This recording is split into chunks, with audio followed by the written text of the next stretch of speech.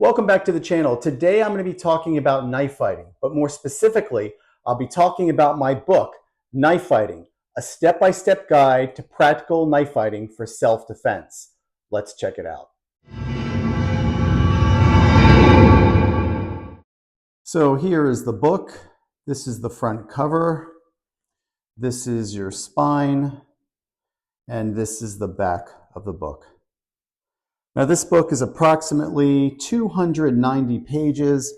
It has approximately 200 photographs, very detailed photographs, and it really is a complete guide to using a knife for practical self-defense purposes. Let's take a look inside. Okay, inside the book, we have 8 chapters, glossary of terms, and about yours truly. We have in the beginning about this book. And again, the introduction is about my contemporary fighting arts system. I always include that because despite the fact that I have a lot of constant readers out there, there's always new readers who want to know about what contemporary fighting arts is and how it came about. So chapter 1 is called Preventative Measures. Now, what we're talking about are survival concepts that are very important for knife fighting. So I talk a lot about situational awareness and how you can develop it. I include a lot of different types of attributes that, again, will help you improve your awareness skills. Now, again, avoiding a knife fight is your #1 objective. I know there are a lot of you guys who are really excited about learning how to use a knife for personal protection, but avoidance is your #1 defensive tool. So this chapter here is how to prevent this from even happening. So chapter 2 is about knife selection. Now, you could be very proficient with a knife, but if you have the wrong tool or the wrong knife for the situation, you're going to be in a lot of trouble. So this chapter is devoted to teaching you how to select the appropriate knife for knife fighting. So it starts off talking about how knives are great equalizers, and I talk about the fixed blade and some of the requirements that should be met if you're going to use a fixed blade for knife fighting. Then I talk about the different types of blade shapes out there, and some of the nomenclature. Then we get into the tactical fighting folder, and again, we talk about all the requirements that should be met if you're going to use this for a knife fighting situation. I discuss also about its accessibility, how to carry it, concealment concepts. Then I talk about maintenance and, of course, knives to avoid. And there's a section here, of course, about throwing knives, which, let me go on the record, guys, and tell you, throwing a knife in a knife fight or self-defense situation in general is absolutely absurd, has no place in reality-based self-defense. And if there's anybody out there who's teaching this kind of concept about using a throwing knife or a throwing axe, you know what? Don't walk away from this individual, run away from this individual, because they have no clue about what real world knife fighting or self-defense is all about. Chapter 3, Knife Fighting Grips and Ranges. So it's important to understand the different type of knife grips that you will use in a knife fighting situation, and I give a breakdown of the benefits and advantages to using these different types of grips. I talk about knife palming, which is a fantastic concealment strategy. And I also talk about different grips that we do not advocate, because again, the more you know, the less you fear in a self-defense situation. I also discuss about switching grips from the hammer to the ice pick, which you've probably seen in some of my YouTube videos, which is really, really important if you're going to close the distance in the knife fighting ranges, to switch from something like a hammer grip to an ice pick grip. So again, I discuss the different methods of doing that. I have different grip orientation drills.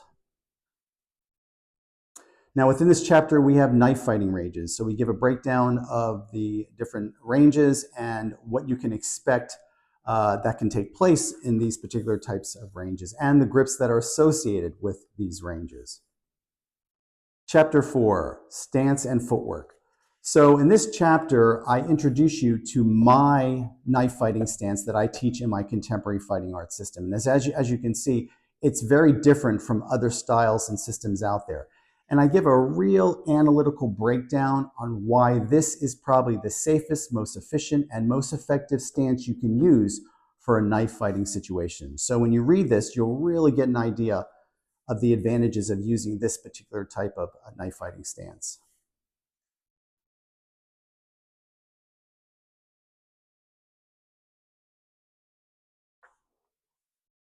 And then I talk about some of the deficiencies of other knife fighting stances that people teach or people use, and why they should not be utilized in a real knife fighting situation. And then, of course, we have footwork, which is very important when knife fighting. Chapter 5 is knife fighting targets. Now, this talks about the target classification within my contemporary fighting arts system. So we have 3 that I've classified. They're called immobilizers, bleeders, and quick kills.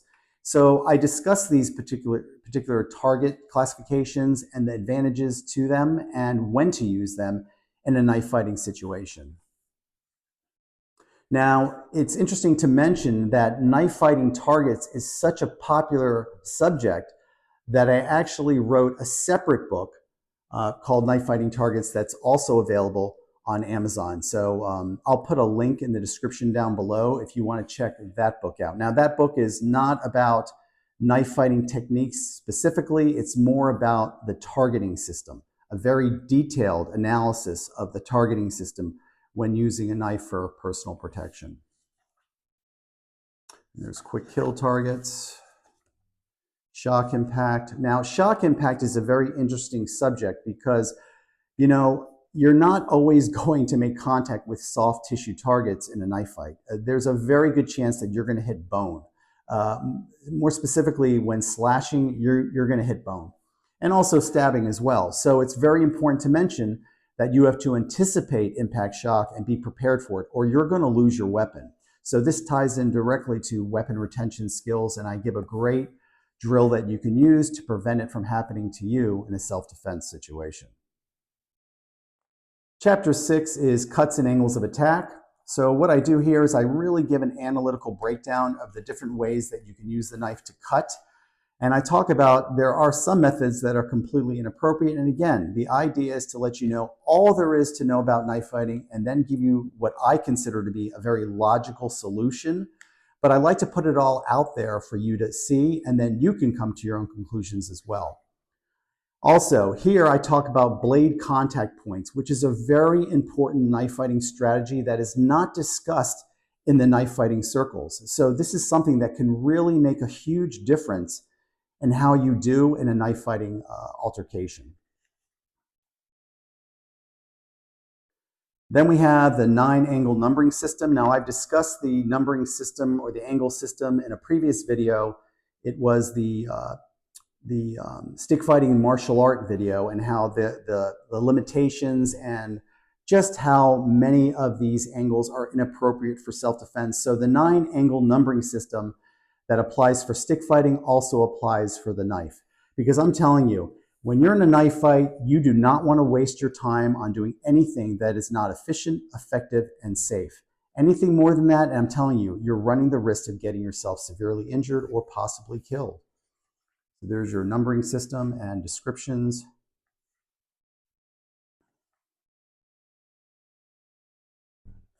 Then I talk about power cuts and the body box. This is a very important strategy that will reduce your chances of being countercut. Very important topic here. Then I give cutting combination examples. Again, the idea is to really equip you with the knowledge, skills, and attitude that will help you prevail in a self-defense situation when using an edged weapon or a knife.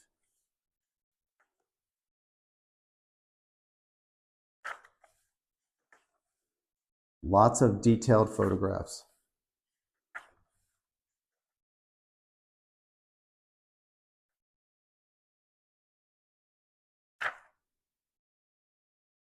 Then I talk about some of the requirements about cutting angles.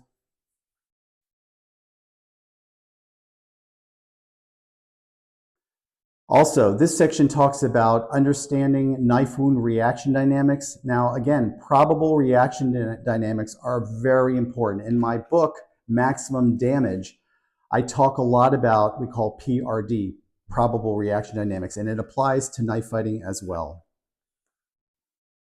Chapter 7 is knife fighting strategies. So besides all the previous information, I give you an actual knife fighting blueprint on how to, again, the whole point of this book is to get you home alive in one piece. That's key. That's the most important thing in all of my books. So this is devoted to strategies. These are little things that you can do that will have a bigger effect on your survivability in a knife fight. I talk about knife quick draw skills and how to use the mirror. I talk about defensive knife fighting, counter, cut, and control. Then I talk about the aftermath of a knife fight, about emergency first aid, contacting the police, saving physical evidence, getting a lawyer. I mean, you know, it's true. You know, you may survive a knife fight, but if it's not legally and morally justified in the eyes of the law, you're going to really have a hard time dealing with the aftermath of a knife fight. Chapter 8 is knife fighting training. So this chapter is devoted to how to safely and effectively train and practice your knife fighting skills. So I talk about the importance of realism, and then we jump right into the different types of knife fighting gear that you will need. Now, training knives is a very important topic, so much so that I actually created a separate video, and it's available on my YouTube channel, so you should definitely check that out if you want to learn more about the correct training knives to use for knife fighting. Then we go into knife fighting flow drills, which are really important if you want to develop speed and accuracy and cutting accuracy. Again, more drills, lots of flow drills. Then I talk about knife sparring, which is also very important.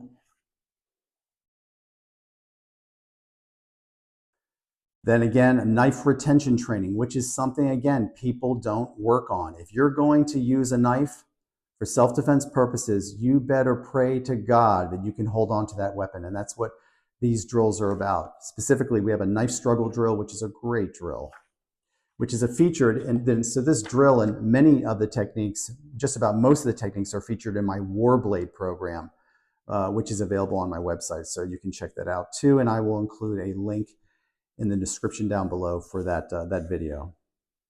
Using petroleum jelly is a great training methodology that will help you learn about the importance of weapon retention skills, because the idea is a knife fight is not going to be something that's going to be clean and antiseptic. It's going to be slippery and bloody, and so you better be able to hold on to your weapon. Petroleum jelly will teach you how to do just that. Then again, we talk about conditioning, grip strength, which is so important. Again, I did a video on using exercise putty recently. Everything, if you're realizing now, guys, by watching my video, all these videos are like pieces in a puzzle that fit together to give you the overall picture. So again, these videos will all the videos combined will enhance your knife fighting skills. So we're reaching the end of the book. We have a glossary of terms, and I've always explained to you why I include a glossary of terms in all of my books. And again, we have a section here on me, and then there's just some advertisements for my other books. So this is the book, guys. It's a hefty book. It really is. It's a solid book. It's available on Amazon. It's available in paperback, Kindle, hardback, and audiobook. So there's a lot of different formats that will hopefully suit your needs. Again, knife fighting is something that should be avoided at all costs. But if you have no other options, this book is going to certainly enhance your chances of surviving such a situation. Thanks for watching, and I'll see you guys at the next video.